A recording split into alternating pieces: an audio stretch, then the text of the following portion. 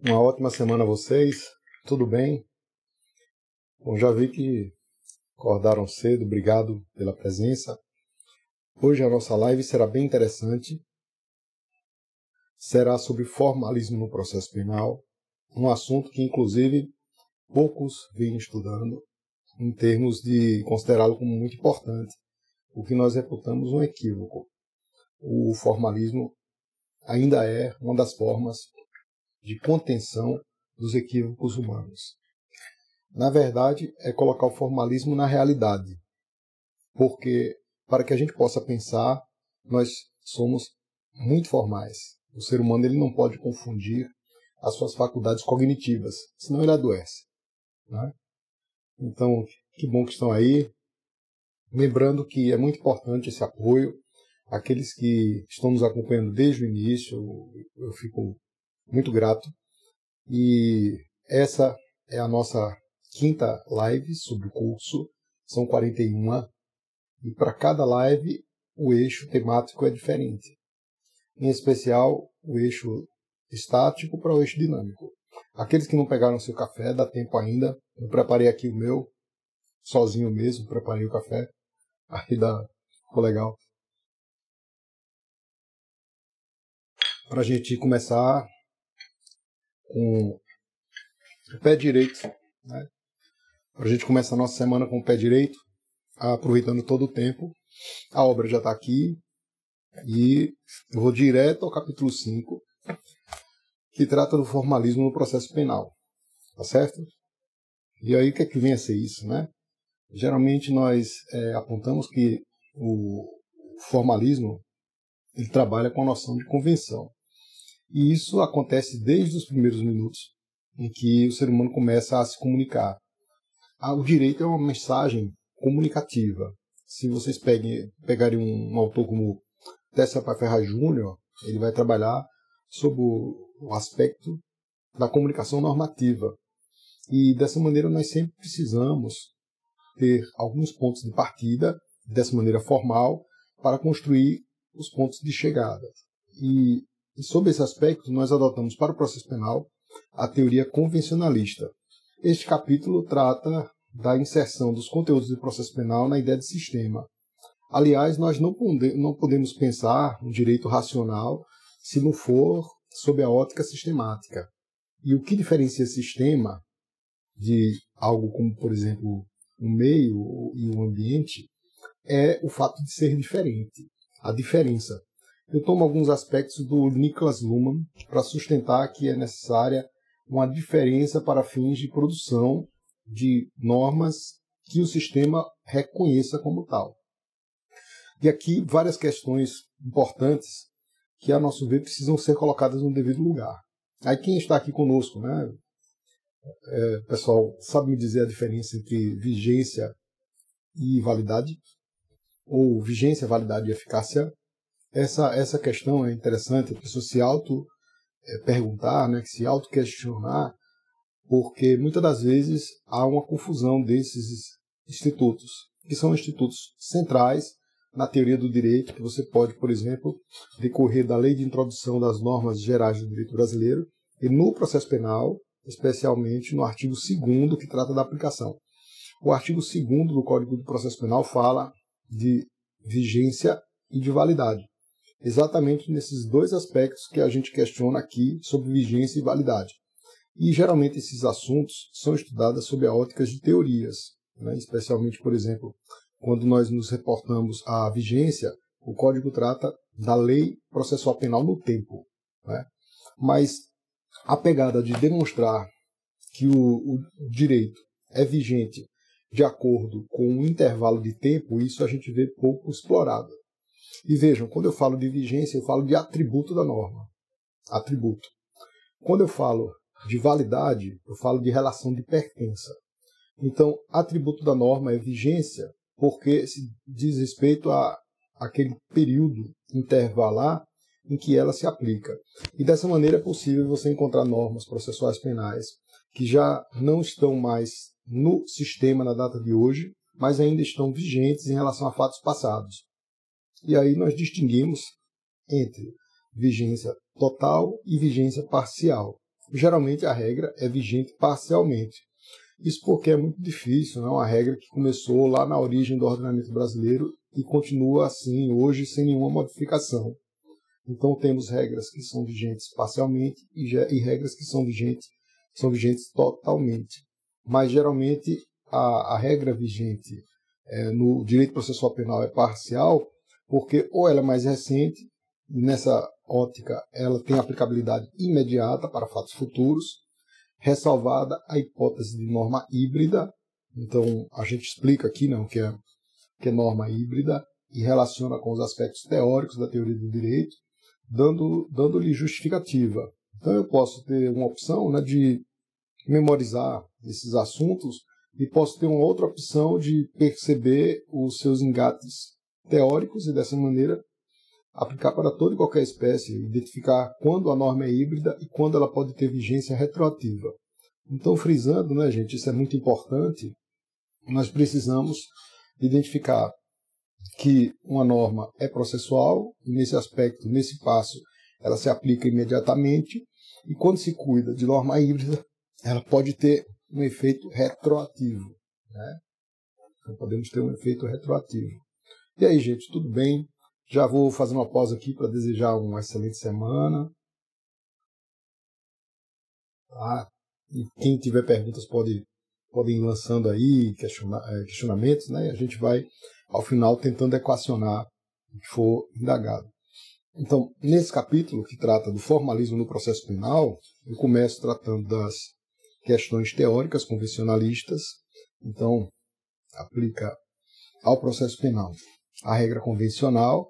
Isso significa dizer a colocação da linguagem em uma distinção. A primeira delas, que toda linguagem é arbitrária. Então, na hora de convencionar, eu também tenho condições de dizer, olha, isso aqui é prova. Prova é aquela que passa pelo filtro do juiz. Prova é aquela que é submetida a contraditório. Então, não é prova qualquer coisa. Você não pode chegar com um documento que conseguiu, por exemplo, no exterior, e querer introduzir um processo aqui no Brasil. Não dá. Então, prova precisa ser prova dentro da ótica do ordenamento jurídico. Então, a língua, ela é arbitrária. A gente pode convencionar, por exemplo, nosso nome, O nome pode ser o nome real, pode ser um nome de fantasia, pode ser um apelido. A gente tem várias formas de convencionar. Também no processo isso é possível, embora não seja possível convencionar de uma maneira livre, Ou seja, existem limites para isso. Por outro lado, ela tem um caráter linear. A linguagem, então, ela é auditiva, e quando ela é escrita, você lê como se estivesse ouvindo alguém falar. Isso seria um identificativo de que a linguagem se produz no nível do pensamento. E aqui há alguma coisa muito útil para o direito, que é identificar o que é norma do que é ato processual. A norma jurídica ocorre no nível do pensamento. E o ato, ele seria a reprodução dessa norma jurídica no mundo da realidade. Por exemplo, no processo digital, no processo físico, que se escreve, mas ela antes acontece no pensamento. E aqui duas teorias a gente explica que se confrontam. A teoria de Pontes de Miranda e a teoria de Kelsen. Na verdade, elas não são bem assim no sentido de conflito insuperável. É muito mais a ideia de ponto de vista. Pontes de Miranda trabalha com 3 planos, enquanto Kelsen trabalha com 2 planos.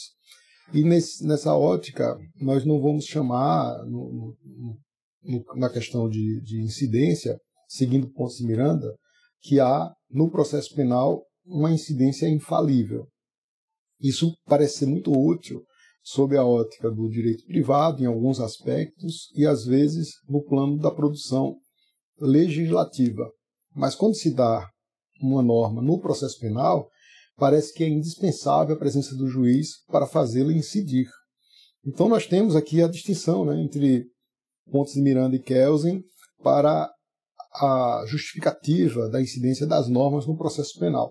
E qual é a importância disso tudo? A questão mais importante é se perceber que nós não podemos fazer tudo no processo penal. Ou se a gente ainda tiver condições de fazer tudo, isso é passível de controle. Então, se eu, por exemplo, resolvo, enquanto juiz, não seguir os pontos de partida os pontos de partida convencionados pela ordem jurídica são convenções em abstrato, são convenções também em concreto. Quando eu trabalho no campo do processo penal, eu estarei sujeito a controle por intermédio do recurso e por intermédio da nulidade. É o que o Carlos Cóssio chama de vivência da contradição. Bacana? Então, gente, temos ainda uma distinção entre a questão de relação de fato normada. Aqui eu quero chamar a atenção que muitas das vezes a gente não vê esse tipo de abordagem no direito brasileiro, o que é uma pena, porque, especialmente no processo penal, a verificação de todos os fenômenos do processo penal sob a lente da norma. Isso significa dizer que nós precisamos regular a conduta de quem vai aplicar o direito. Então, por exemplo, na Argentina parece que há um grande avanço em relação a isso, porque os autores mais clássicos, inclusive aqueles citados por juristas renomados do nosso sistema, eles não tratam o direito se não for pela lente da norma, se não for pela lente da convenção, para justificar a origem a partir da qual se está aplicando a norma. Então, por exemplo, o Alberto Binda faz menção à necessidade de verificar o cumprimento ou descumprimento formal. Então, quando ele trata em uma obra já clássica o descumprimento das formas processuais, elementos para uma crítica da teoria unitária das nulidades, ele ainda menciona a necessidade de que o descumprimento formal é um signo, né, que não é bem uma realidade de fato, mas é um signo jurídico indispensável, né, para fins, por exemplo, de tratamento jurídico. No que se refere a outros clássicos, eles vão sempre tratar do direito sob a lente da norma para identificar o encadeamento normativo e o seu controle. É isso que nós podemos chamar de controle epistêmico, né? Ou seja, o que é um controle epistêmico? Epistêmico, esse nome difícil, a gente pode torná-lo mais claro. E é o conhecimento, né? O controle do conhecimento. O conhecimento teu que a gente forma na nossa mente, ele também pode ser transferido no papel. Pode ser transferido, então, para o papel, para o processo digital, para o aspecto da realidade humana.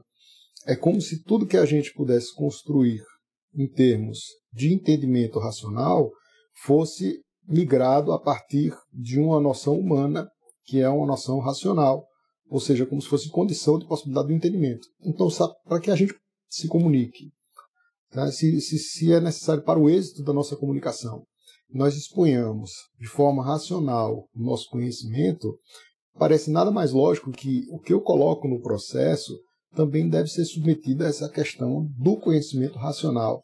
E, às vezes, quando se vai colocar na prática o que nós conhecemos na teoria, se distorce, né, aquelas questões indispensáveis de compartimentar bem o que estamos fazendo dentro da ótica do sistema. Então, quando isso acontece, o que é que eu vou produzir enquanto processo penal? Algo irracional.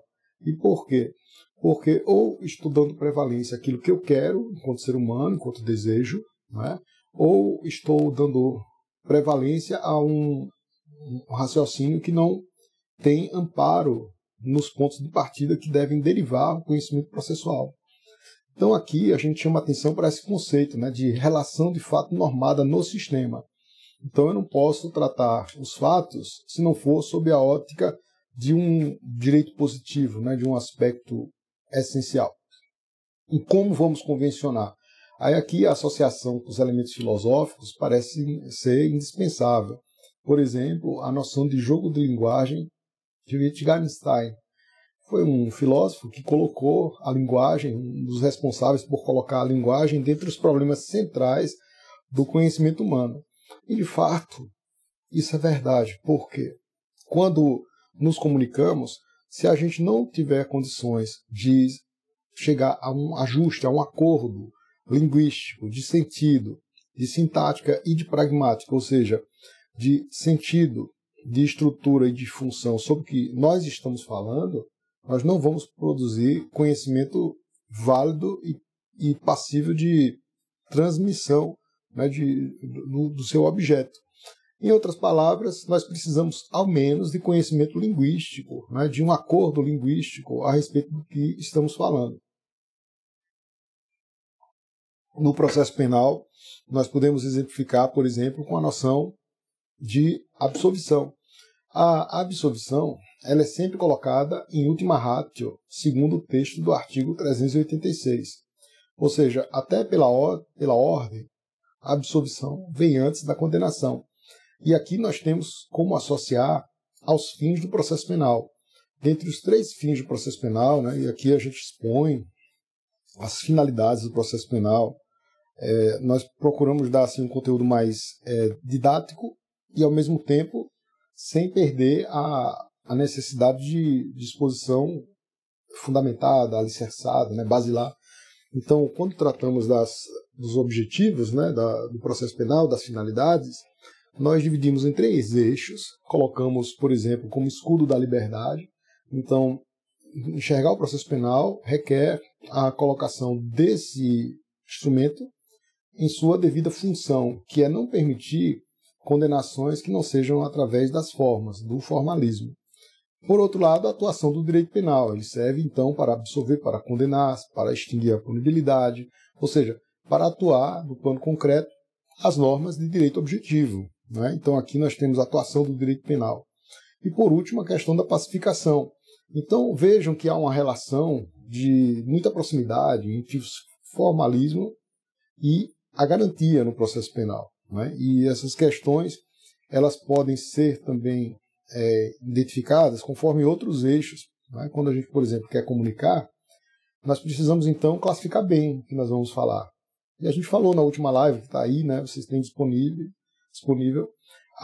cada uma das lives está disponível no nosso IGTV e no YouTube. E uma delas nós falamos sobre as classificações, né? E é interessante, porque para você classificar, você primeiro precisa identificar o que pretende dividir e também perceber que é necessário que a divisão seja proporcional, né? Que seja uma divisão correlata ao tamanho da extensão que você dividiu. Então eu não posso dividir um aspecto para subdividir e não chegar a uma classificação uniforme e completa a respeito daquilo, senão fica sem sentido. Aqui também, para comunicar, o Luhmann, que nós citamos, fala da necessidade da escolha da informação, da eleição do ato de comunicar e também da seleção, constituída pelo ato de entender ou não entender. Ou seja, até para comunicar de maneira eficiente, é importante que a gente saiba o que está dizendo, saiba o que está falando e coloque da melhor maneira possível a palavra, né, para definir isso. Só que não é simples, né, você escolher a palavra certa. Geralmente, tem um autor chamado Philip Flusser, diz que a palavra entra onde há o indizível. Então, onde a gente não consegue se comunicar bem, a gente usa a palavra como uma forma de aproximação. E às vezes as palavras elas não chegam a trazer assim conhecimento efetivo. E aí eu preciso escrever de novo, né? Eu disse, não, deixa eu escolher uma palavra melhor aqui para esse problema. Então, por exemplo, na medida que eu vou relendo um livro que escrevi, eu identifico as palavras que podem ficar mais claras, e aí eu digo, olha, essa palavra fica melhor, né? Então eu vou reelaborando esse texto.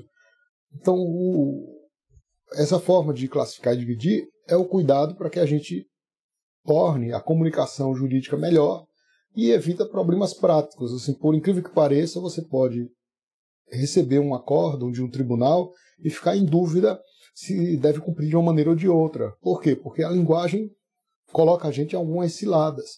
Então, qual que é o objetivo da linguagem convencional e da descrição do direito a partir das fontes bem definidas? Saber o que é direito vigente, saber o que é direito válido e saber o que é eficácia. É justamente evitar as imprecisões comunicativas, diminuir o caos que a gente pode encontrar no sistema jurídico, assim não precisa ir muito longe para encontrarmos problemas graves. O Wittgenstein, então, que eu mencionei, ele fala da questão do jogo de linguagem, né? E é interessante que ele compara com a criança. E a criança realmente começa a aprender repetindo as palavras. Você repete uma palavra, repete outra, né? E aí, a partir da repetição, você nem sabe bem o que a palavra diz, né? Não dá para saber o que a palavra diz exatamente enquanto criança. Mas quando você vai repetindo, se vai associando, olha novamente a ideia de associação, a criança começa a identificar que aquela palavra representa uma determinada realidade. A palavra não é bem a realidade, mas ela representa uma realidade. Também, quando um professor começa a lecionar, explica, né? A gente começa a tratar desses assuntos que são assuntos que, infelizmente, não são tratados com a devida importância, e isso causa muito problema, porque quando nós vamos aplicar no dia a dia, na prática, muita gente tem dificuldade de identificar o que é um direito vigente do que é um direito válido, né? O que é validade, o que é vigência, o que é eficácia. Existem muitos professores que apontam, né, para essa deficiência nossa de identificar o nosso direito enquanto conceito de direito, identificar a validade e identificar a vigência. E aí, gente? Obrigado, viu? Então, a ideia de vigência, né, é a ideia intervalar. É o intervalo de tempo em que a norma opera efeitos. A ideia de eficácia é diferente de vigência e validade. A validade é pertença, a vigência é tempo, não o tempo bem da norma, mas o tempo de sua operatividade, os intervalos. E a eficácia não diz respeito à norma, diz respeito a fatos. Isso aí é interessante, porque quando eu vou estudar a correção normativa de aplicação, eu identifico as relações entre antecedente e consequente e a sua correlação bem ajustada. Então, quando é que eu percebo que uma norma é capaz de ser tornada inválida? É quando há um descumprimento entre o que foi programado e o que foi realmente realizado. Então, existem dois aspectos que eu posso, por exemplo, relacionar a todos os assuntos do processo penal. Então, se eu vou tratar da investigação preliminar, né, por exemplo, vou instaurar um inquérito, o inquérito precisa de uma base antecedente de fato para ser instaurado. É o crime que foi noticiado, notícia-crime, eu vou até o local, isolo o local do delito, para fins de uma realização de uma perícia, e com base nessas informações está instaurado, de pleno iure, o inquérito policial. Então existe uma justificativa, um ponto de partida para instaurar o processo penal. Posso dizer então que esse processo penal, esse inquérito policial e o futuro processo penal, além de instaurado ou ajuizado, é também capaz de ser justificado, ou seja, de não ser declarado inválido. Então a noção de validade é a noção de pertença, pertence ao sistema.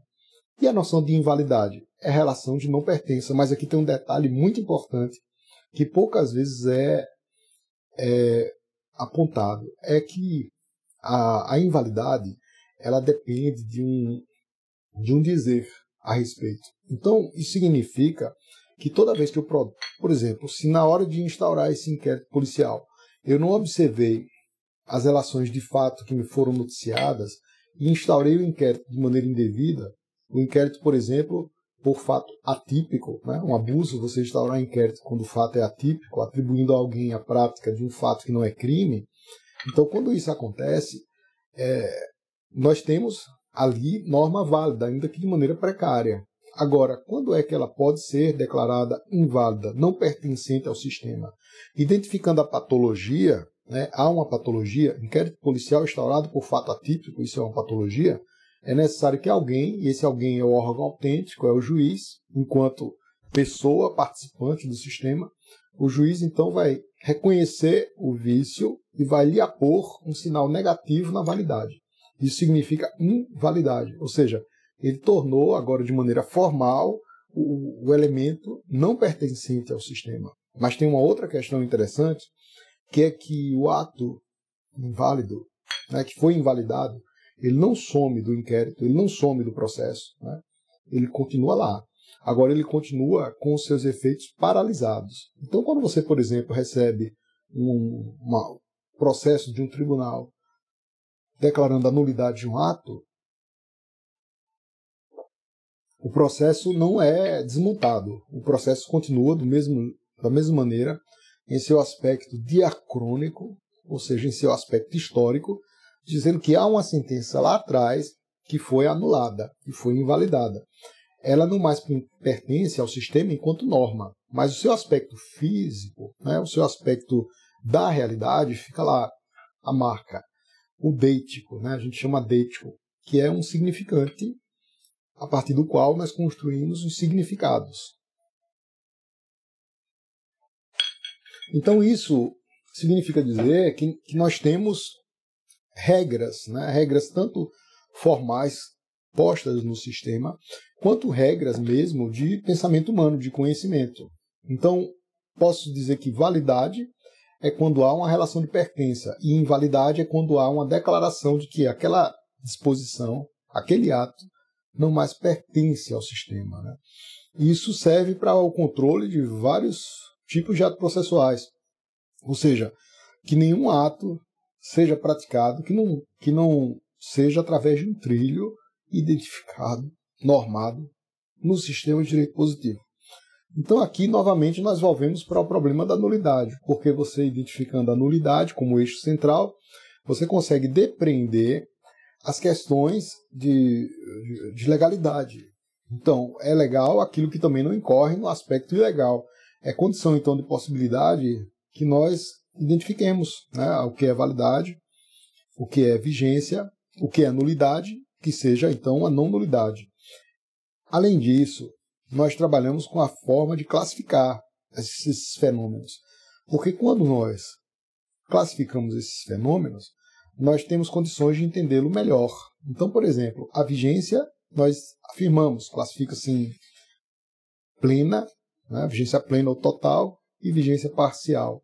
E aqui nós chamamos atenção para a relação dessas classes com o texto do direito positivo. Ou seja, nós não vamos, então, ter uma forma de uso da classificação só para a estética, não é esse o objetivo. O objetivo é que nós consigamos dar potência a essa classificação.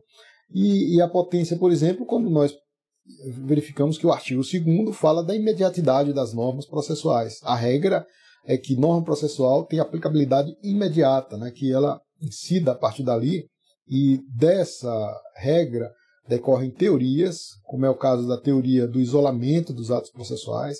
Geralmente nós trabalhamos com essa teoria do isolamento dos atos processuais, em que o ato passado, sob a égide da vigência da lei passada, ele permanece válido, perfeito.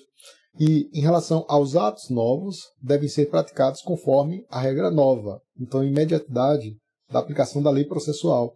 Aí vejam que essas classificações aqui, né, ela diz respeito exatamente ao texto do Código de Processo Penal, quando no artigo 2º fala de validade e vigência. E se eu questiono, por exemplo, às vezes para alguém que é validade e vigência, as pessoas têm dificuldade de dizer, e isso repercute de uma maneira assim, bastante grave na aplicação do nosso direito, porque se você não sabe identificar o que é o direito vigente, você vai produzir normas individuais e concretas que não dizem respeito ao plano abstrato, né, que a gente sustenta que o plano abstrato é aquele início para a derivação das sentenças judiciais. Aí, seguindo adiante, nós também fazemos a divisão entre o sentido forte e o sentido fraco, né, da validade. E aqui a gente tem outras questões interessantes, porque você pode aplicar esses institutos ao plano das leis, ao plano abstrato e também ao plano concreto.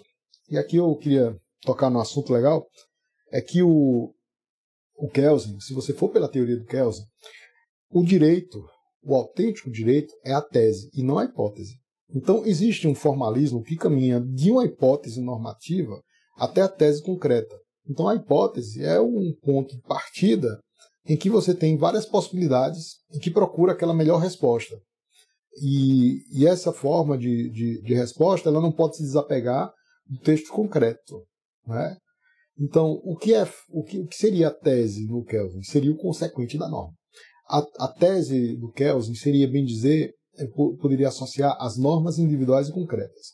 Então, direito autêntico, assim, no sentido mais estrito, seria aquele aplicado pelo juiz, né? O direito autêntico seria aquele que o juiz aplica na prática, que você vê o direito vivo, porém, a partir de um ponto, que é o ponto do plano abstrato. Então, nós podemos falar de validade fraca e de validade forte, né? Uma pertença mais fraca, uma pertença mais forte. A pertença mais fraca, então, estaria na estática jurídica, que decorreria da produção normativa do legislador. né? Enquanto a validade, em sentido mais forte, eu teria a ideia das sentenças judiciais que tornam operativas as normas abstratas. Então eu saio do plano mais geral para o plano concreto, né? Essa é uma questão também muito interessante. Outro detalhe que serve como crítica, sim, ao nosso direito é uma certa associação ao realismo jurídico. Eu faço uma divisão entre o realismo jurídico americano e o realismo jurídico escandinavo. A diferença essencial entre ambos é que o escandinavo tem um aspecto assim psicológico, um aspecto de que o direito depende também, além da edição de uma legislação e afirmação pelo tribunal, o direito depende especialmente de uma aprovação popular, aprovação do povo, né? E isso o direito americano não contaria, embora use também um aspecto de aprovação popular.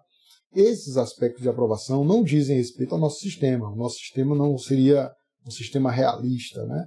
O realismo jurídico, então, seria aquele que conceitua direito como produzido pelos tribunais, se eu for para sintetizar, né, no direito americano.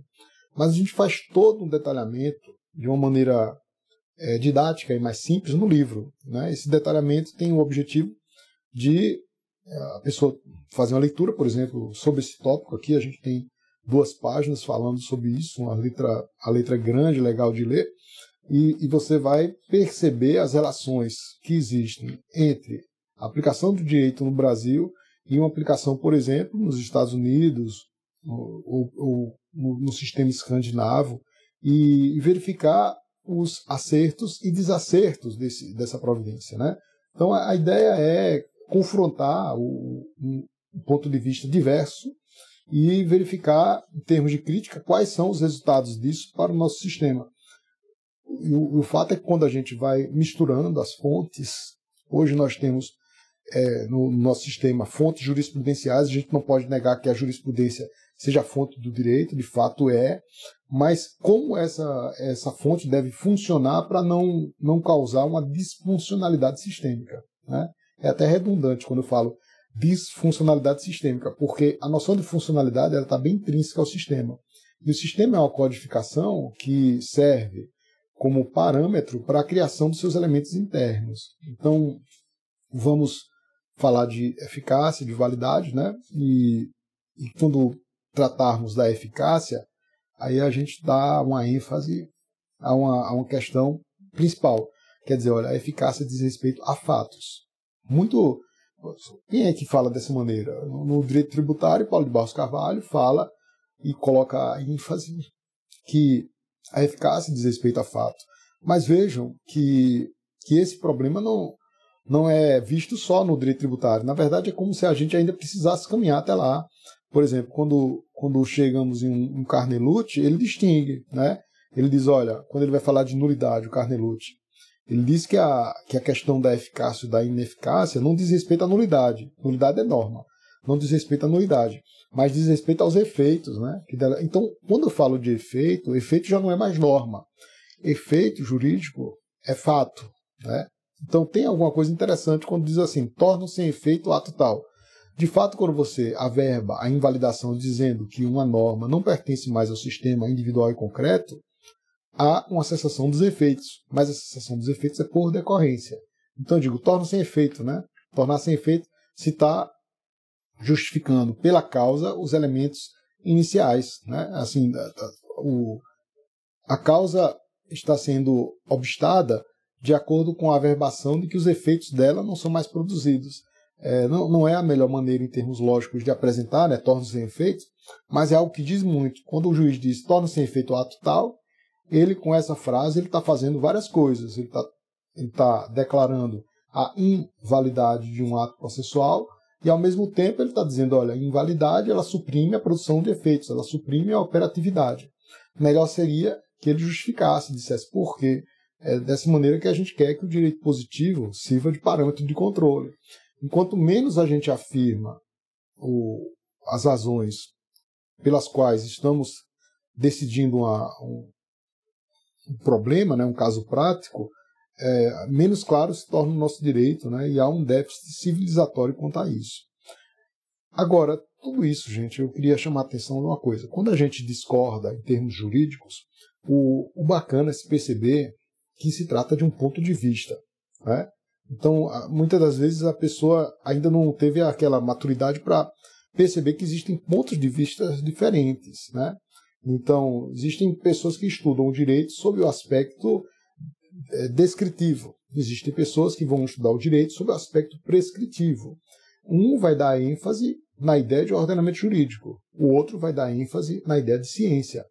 Então, eu tenho duas coisas bem diferentes. Eu tenho a ideia de direito e eu tenho a ideia de ciência do direito. Então, eu posso tratar as coisas como objeto para distanciar-me das coisas e, dessa maneira, entender melhor o direito. Então, muita gente trabalha com esses dois elementos, mas ele não sabe distinguir o que é o direito e o que é a ciência do direito. E isso pode causar uma grande confusão. Por isso que existem duas formas de você enxergar o fenômeno jurídico. A ideia de observador e a ideia de participante. Então, eu, como juiz de um caso concreto, eu sou o participante, né? Então, isso vocês encontram em Hart, as pessoas que estudam também Kelsen, se fala, olha, existe uma interpretação fundada na ideia de observador, existe uma interpretação fundada na ideia de participante. O observador, então, sou eu enquanto escrevo um texto, né? Eu observo e digo, olha, tem lacuna ali, existe antinomia, precisamos resolver essa antinomia. Então, tenho, por exemplo, o artigo 366 do Código de Processo Penal, né? Um artigo que estabeleceu que a pessoa citada por edital, que não constituía advogado, nem comparecer ao processo, terá como decorrência uma decisão para suspender o curso do processo e o curso do prazo prescricional. E aí vem o problema. Em um mesmo dispositivo nós temos várias normas. E temos duas possibilidades normativas: suspender o processo, suspender o curso da prescrição. O processo é norma processual, aplicabilidade imediata. Suspender o curso da prescrição é norma que, se retroagir, prejudica, né? Assim, pode prejudicar, no caso, a suspensão do processo prejudica, e a suspensão da prescrição pode favorecer o imputado e prejudica, por outro lado, o órgão da acusação. No caso, o ponto de referência é o prejuízo ao imputado. Resultado, se eu faço retroagir esse dispositivo, eu tenho a possibilidade de beneficiar e prejudicar ao mesmo tempo o imputado. Eu o beneficio quando eu suspendo o processo. Eu o prejudico quando eu suspendo a prescrição, né? Assim, suspender a prescrição da petição punitiva é um prejuízo. Então, eu tenho aí a ideia de norma híbrida. Ora, uma norma híbrida, ela é um problema, porque ao mesmo tempo em que ela traz benefícios, ela traz prejuízos.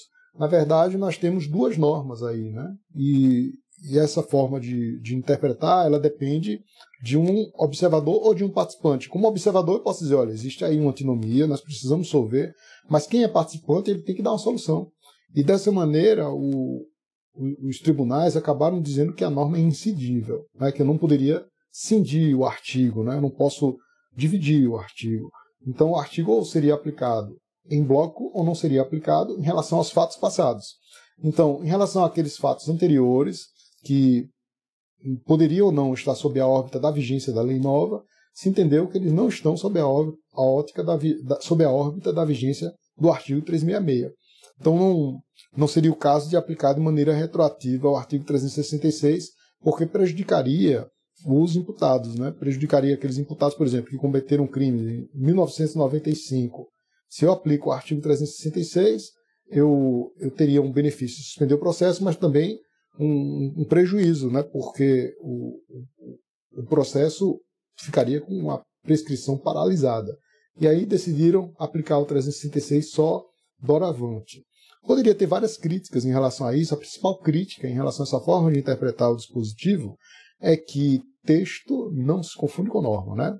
Aí assim, eu poderia dizer, bom, deveriam aplicar só a parte favorável ao imputado, a outra parte não. E essas teses surgiram à época, né? Já é um dispositivo que tem muito tempo de existência no nosso sistema, surgiu em 1996, essa nova redação do artigo 366, e é um dos exemplos que nós temos para dizer a importância de se interpretar ou como observador ou como participante. O observador, então, ele tem que dar uma noção mais crítica, né? Dizer, olha, o sistema está com lacuna, né? O sistema foi construído de maneira indevida, né?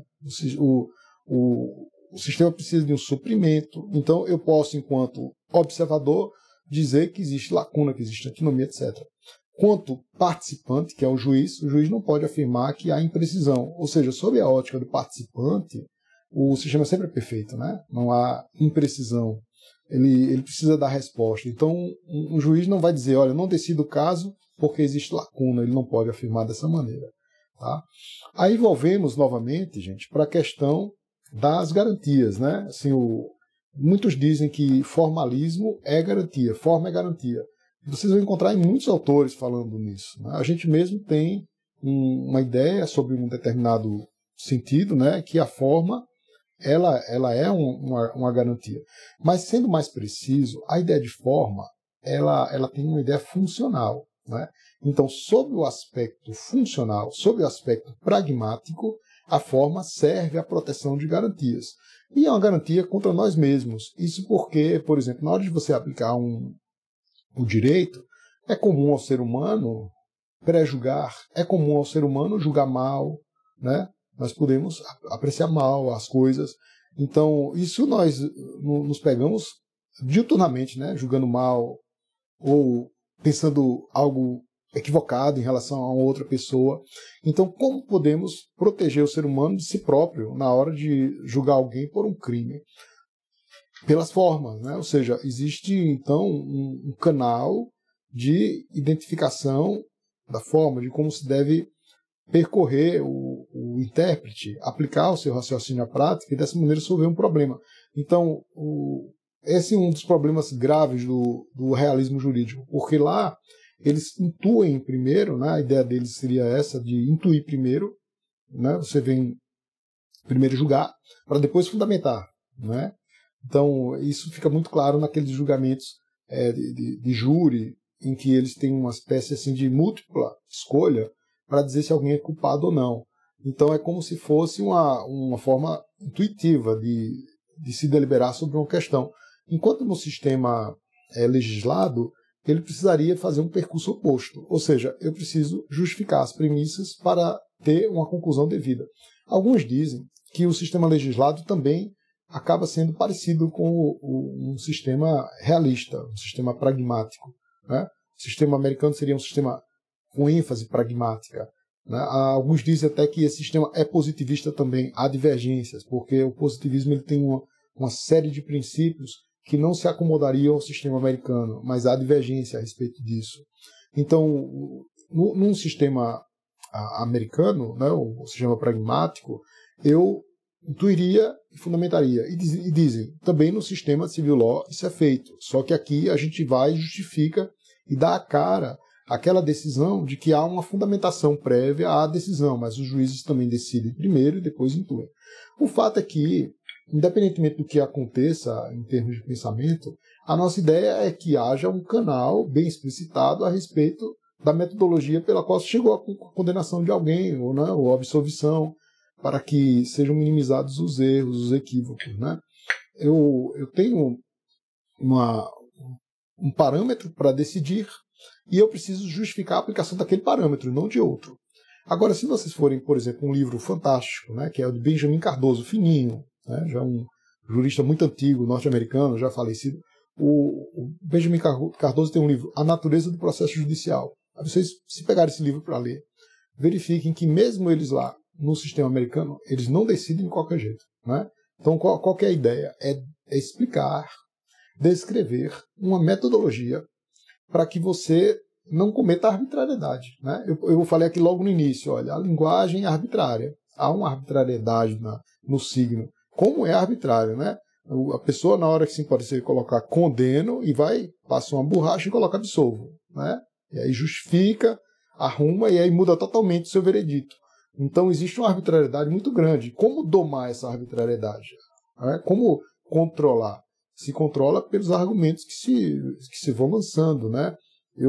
Essa é uma ideia. Né? Aqui os amigos estão fazendo observações, né, sobre o direito, e uma delas, assim, as dificuldades que nós temos de dar uma justificativa para o reconhecimento de pessoas ou coisas, é verdade isso. Né?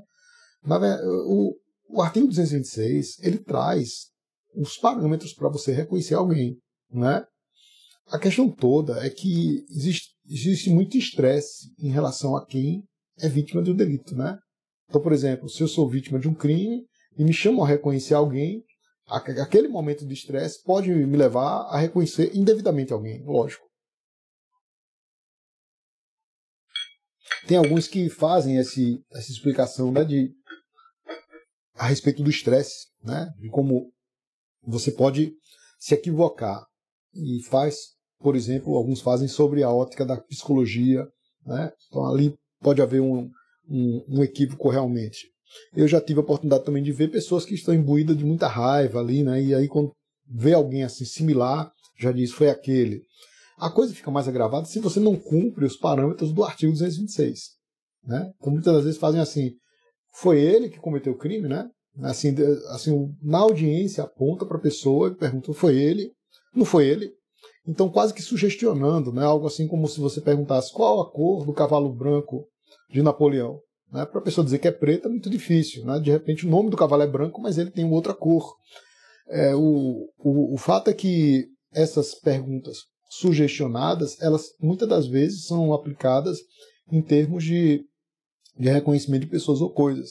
E o problema aí decorre do descumprimento do canal da forma. Né? Então, assim, eu preciso identificar a fonte da prova.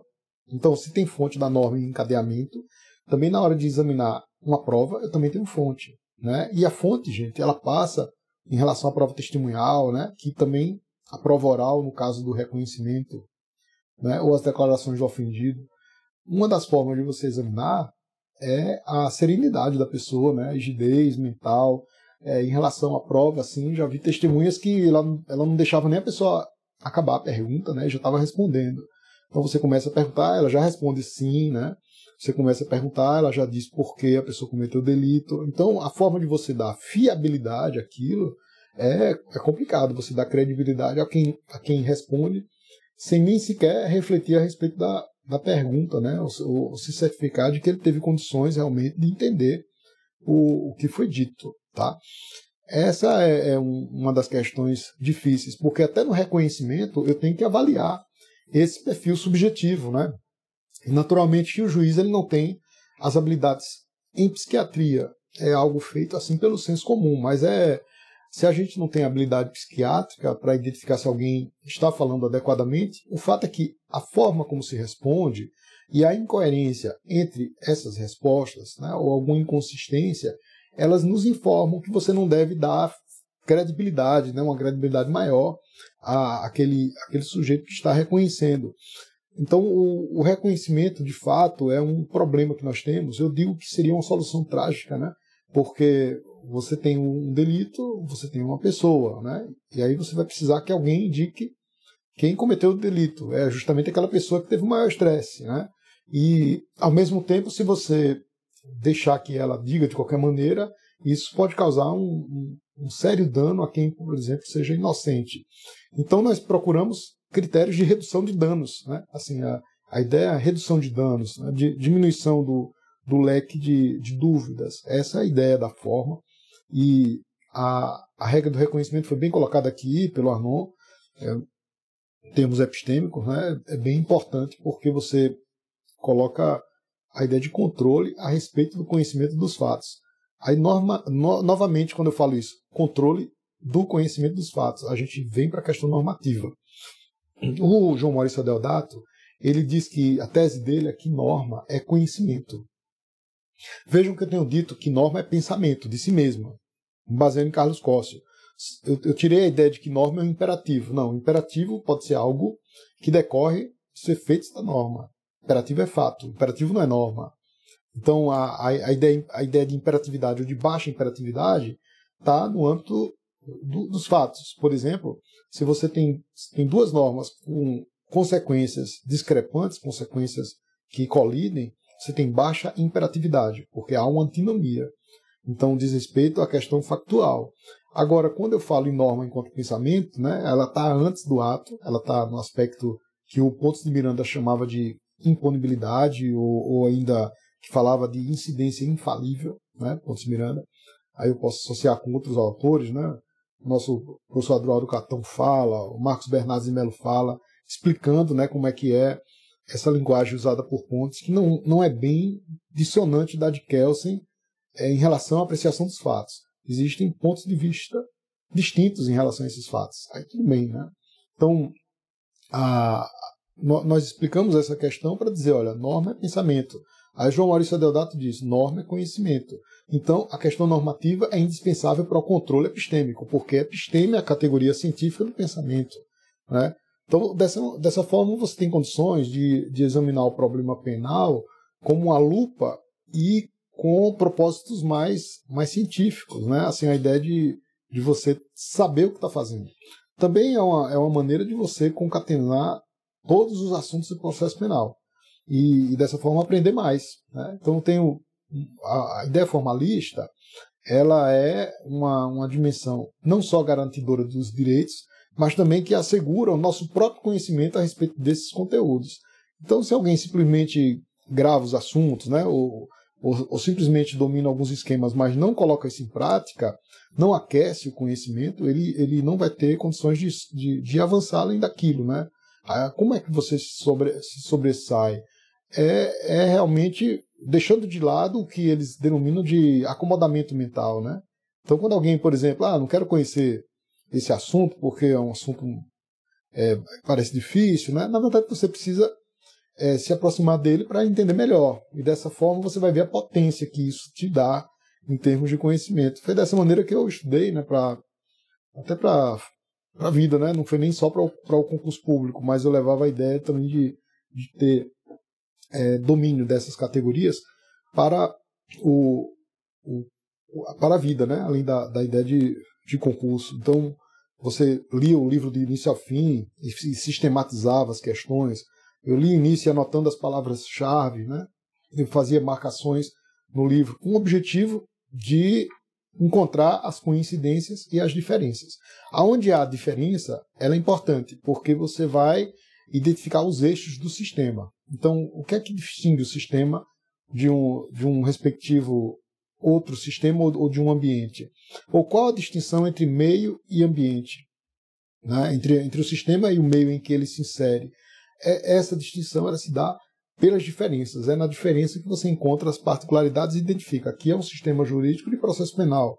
Do outro lado é um sistema diferente, né? Então, sob esse aspecto é que nós fomos categorizando cada um desses elementos do sistema. Eu vou lá na frente, vou pormenorizando, né? E aí, por exemplo, se eu for distinguir eficácia eu posso distinguir uma eficácia técnica, uma eficácia social, né? Uma eficácia jurídica, e todas elas relacionadas ao fato e não à norma.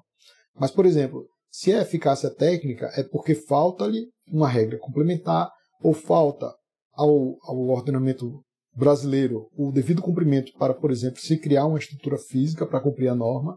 E a baixa eficácia técnica significa que existe ali, sob o ponto de vista formal, uma validade e vigência do direito, mas a sua produção na prática ela está obstada por ausência de produção material de alguns aspectos necessários ao cumprimento da norma. Por exemplo, no caso de um sistema interoperativo de controle de prazos prisionais, né? Existe um sistema, Lei 12.714, que prevê que os prazos serão controlados eletronicamente, que existe um sistema para ser alimentado por vários atores.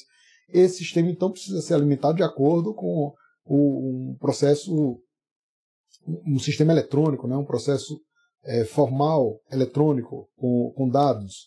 Se ele não é alimentado por todos porque o sistema ainda é deficiente e não chega na comarca mais distante, aí nós temos uma baixa eficácia técnica ou uma ineficácia técnica, né? Porque falta um complemento. E nesse caso não é só o complemento normativo, mas também um complemento material, né?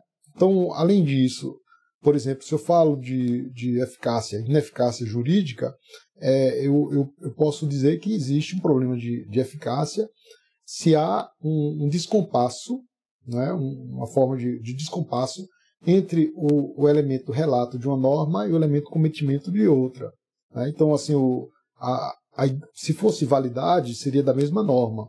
A ineficácia, então, a inefetividade ou a baixa efetividade é quando há um descompasso, digamos, transversal, né? Então a gente não vê o cumprimento de uma regra do ponto de vista formal, mas não vê a produção dos seus efeitos. Então existe uma regra que determina a sua aplicação, existe outra regra para cumprir com seus efeitos. Quando isso não acontece, existe o descompasso entre uma regra e outra. Descompasso entre o relato de uma regra e o cometimento de outra, para se falar na terminologia de Técio Sampaio Ferraz Júnior. Né? Então você tem condições, a partir do domínio desse aparato, né, desse aparato formal, de justificar e saber por que você está pensando. Na prática é um autodomínio, sabe? E algo que assim é muito importante. Falando do livro, o livro ele vem com índices remissivos por artigo e por assuntos. Dos livros de processo penal da atualidade, eu acho que seja o único do gênero que traz o assunto dessa maneira, com a exposição, né, dos assuntos mais importantes. Então, por exemplo, nessa parte do nosso índice remissivo, né, creio que esteja sendo possível ver, aí nós mencionamos a respeito dos postulados, né, dignidade da pessoa humana, né, e se eu for para mais adiante, eu vou falar tem direito de representação, resistência, aí tem também os procedimentos testemunhais que foram falados aqui por Arnon, como por exemplo o da Direct Examination, Cross Examination, e nós falamos de várias teorias, né? Por exemplo, quando vamos mencionar o problema da dupla imputação, então colocamos aqui também em inglês, né? Double Jeopardy Rule.